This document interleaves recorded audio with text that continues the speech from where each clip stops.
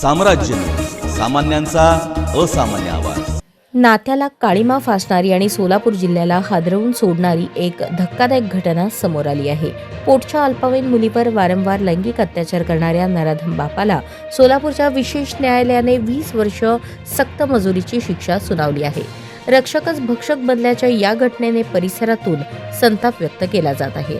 मिळालेल्या माहितीनुसार ही घटना जानेवारी 2020 मध्ये घडली असून पीडित मुलगी ही अल्पवयीन असून 15 जानेवारी 2020 रोजी ती घरात एकटी असताना तिच्या जन्मदात्या पित्यानेच तिच्यावर बळजबरीने अत्याचार केला। त्यानंतर ही बाब कोणाला सांगितल्यास जीवे मारण्याची धमकी दिली।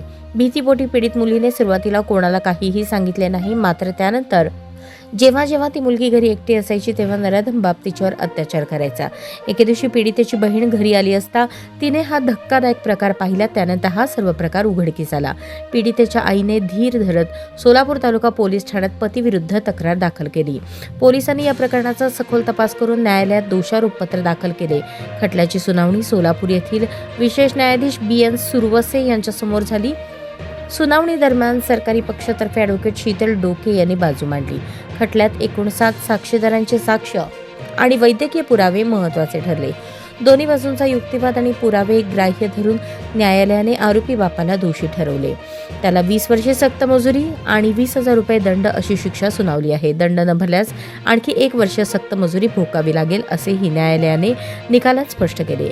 या कठोर शिक्षा सुनावणीमुळे समाजात अशा विकृत प्रवृत्तींना आळा बसेल अशी अपेक्षा व्यक्त केली जात आहे।